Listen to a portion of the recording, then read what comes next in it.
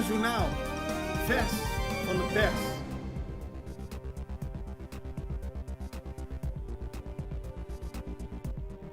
Welkom bij Extra Journaal. Fijn dat u weer kijkt. We hebben het belangrijkste nieuws voor u op een rij gezet. We beginnen met de 7 belangrijkste berichten. Dan is er reclame en dan hebben we nog wat meer interessante ontwikkelingen met u mee te delen. Maar laten we beginnen met het eerste bericht. Dat gaat over zorgen over CPR. Caribbean Petroleum Refinery staat in de spotlight. Er was deze week een uitspraak van de rechter. Onder meer is er besloten dat er beslag wordt gelegd op vaten olie aldaar. Maar ook vanuit de politiek zijn er veel vraagtekens over CPR. Zo hebben de statenleden Sheldry Ossepa en Gwendol Mercelina vragen gesteld. Volgens hem begint CPR een blok aan het been van Curaçao te worden. Het gaat ook over de ruzie tussen advocaat Bertie Braam en Erchanel Doran, die namens 3 Venezolaanse zakenmannen en investeerders het woord voert over CPR. Volgens Bertie Braam zou hij een valse werkelijkheid creëren, maar Doran zelf zegt dat de advocaat zich baseert op fabeltjes. De zaak wordt ongetwijfeld vervolgd. Voetbalwedstrijd loopt uit de hand. Politie moest gisteravond opnieuw ingrijpen bij een ruzie op een voetbalveld. Het gebeurde bij het voetbalveld van Jong Holland. Daar vond een vriendschappelijke wedstrijd of een training plaats tussen spelers van Jong Holland en Scherpenheuvel. Voetballers raakten met elkaar in gevecht en uiteindelijk werden 4 spelers gearresteerd voor de vechtpartij. 1 moest naar het ziekenhuis worden gebracht en het is zeker niet de eerste vechtpartij. In de afgelopen periode zijn er veel vechtpartijen op voetbalvelden op Curaçao geweest. En elke keer is er weer een oproep om daarmee te stoppen. Ruimte voor akkoord coronaleningen. De Tweede Kamer in Nederland is met reces. Dat betekent een vakantieperiode tot begin september. En in de laatste vergadering is er bekeken wat zogenaamde controversiële dossiers zijn en wat niet. Nou, de coronaleningen. Nederland is nog steeds in onderhandeling met Curaçao, Sint Maarten en Aruba voor een herfinanciering van de coronaleningen. Dat is niet controversieel en dat betekent dat tot en met september Curaçao, Aruba en Sint Maarten de tijd hebben om een akkoord te bereiken over deze herfinanciering van de coronaleningen. Bij elkaar voor Curaçao bijna 1 miljard gulden die aflopen op 10 oktober. Maar het is goed nieuws dat er in ieder geval nog onderhandeld over kan worden. Minder Nederlandse toeristen tot nu toe. Volgens cijfers van Chata valt het aantal Nederlandse toeristen dat Curaçao bezoekt heel erg tegen. Er zijn 21% minder toeristen in de eerste 5 maanden van dit jaar naar Curaçao gekomen in vergelijking met de eerste 5 maanden van 2022. Hetzelfde geldt ook voor Aruba, 22% minder Nederlandse toeristen. Daarentegen komen er wel meer Amerikanen deze kant op. Volgens cijfers van de Chata gaan Nederlandse toeristen momenteel liever binnen Europa op vakantie. Dat heeft allemaal met de dure vliegtuigtickets te maken.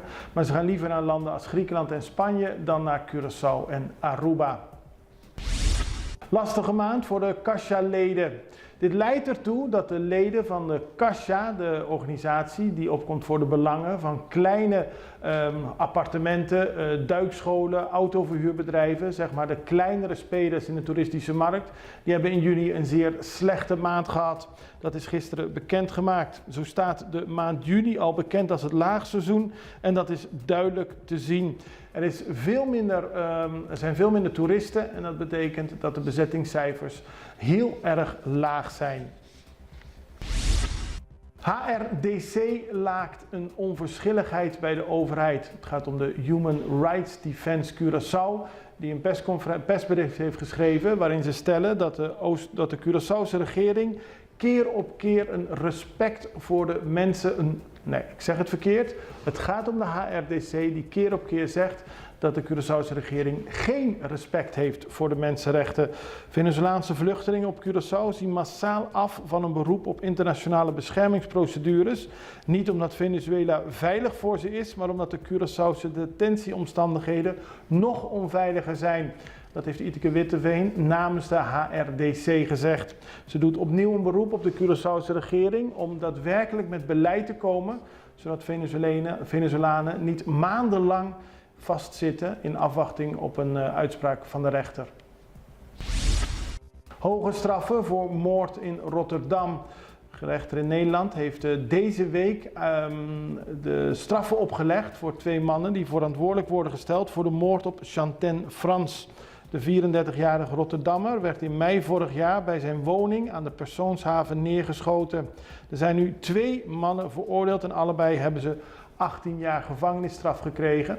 Tijdens de bezetting, tijdens de behandeling werd duidelijk dat de moord op de Curaçaoenaar een betaalde moord was en dat er €10.000 voor is betaald. Dit is het belangrijkste nieuws. We gaan over naar de reclame en dan zijn we zo bij u terug. Back to school com KFC, Pizza Hut e Subway. Bota imaginabu, 7 de Augustus, bota hanya Yamada. Kuta bisabu, kubota unjega na donan di back to school package, incluyendo un laptop, un wifi dongle di Digicel, ku un anya di data, boga tinha chance aqui. Compra na KFC e Pizza Hut pa 25 florin of mas. Of na Subway pa 5 florin of mas e llena bodatos nang patras di bobon e deposite de nos back to school raffle box. Pa mas information, Check nos website. Back to School, patrocina pa KFC, Pizza Hut. Subway. Itapirama.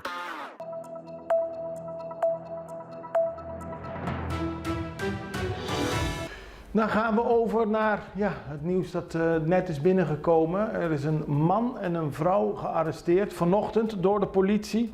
Dat gebeurde in de Kaya Kimbala. Het gaat om een 24-jarige vrouw en een 52-jarige man. Ze worden verdacht van betrokkenheid bij de moord op Sidney Henk Domitilia. Hij werd vermoord, aangetroffen, dus het lichaam werd aangetroffen op 19 juli van dit jaar bij Playa Canoa. Zijn lichaam dreef op het water en moest uit het water worden gehaald. De politie is direct gaan onderzoeken wie er mogelijk achter zit en dat blijken deze 2 personen te zijn. De Sidney Henk Domitilia is geboren op 19 oktober 1962, laat de politie nog weten. En 19 juni is hij dus aan zijn einde gekomen. Dan gaan we naar de Centrale Bank van Curaçao en Sint Maarten, want die zijn druk bezig met de introductie van de Caribische gulden. Het Antilliaans Dagblad meldt echter vanochtend dat de introductie weer uitgesteld is. De nieuwe munteenheid zou in eerste instantie in 2024 verschijnen, maar de krant heeft informatie waaruit blijkt dat de nieuwe gulden misschien pas een jaar later zijn intrede doet. Commerciële banken op Curaçao zijn deze week geïnformeerd dat de Caribische gulden op z'n vroegst in 2025 zal verschijnen. De Centrale Bank wil nog geen commentaar geven hierover. Het is in ieder geval nog steeds een project dat tot uitvoering moet worden gebracht. Volgens de Centrale Bank is de invoering van de Caribische gulden een belangrijk project. En dan gaan we naar Campo Alegre. Dat is het groene blaadje dat al jarenlang gesloten is. En al keer op keer wordt er op sociale media over gesproken, wanneer gaat dat nou weer open? Nou, er zijn rechtszaken geweest, er zijn straffen uitgedeeld over de mensen die toenmalig de scepter zwaaiden binnen Campo Alegre. Maar nu meldt de Extra vanochtend vroeg dat er alles op wijst dat er binnenkort een veiling gaat plaatsvinden van Campo Alegre. Dat heeft het Openbaar Ministerie bevestigd. Op dit moment is Campo Alegre nog eigendom van het British Virgin Eiland gesitueerde bedrijf Wilshire Advisors Limited. Op 26 september zou er bij Renaissance een veiling plaatsvinden waarbij mensen die geïnteresseerd zijn om Campo Alegre over te nemen een bod kunnen doen. Wordt ook ongetwijfeld vervolgd en daarmee zijn we aan het einde gekomen van deze aflevering van Extra Journaal. Ik ben blij dat u weer gekeken heeft. Ik wil u nog vragen om op Facebook te gaan en ons daar daadwerkelijk te volgen.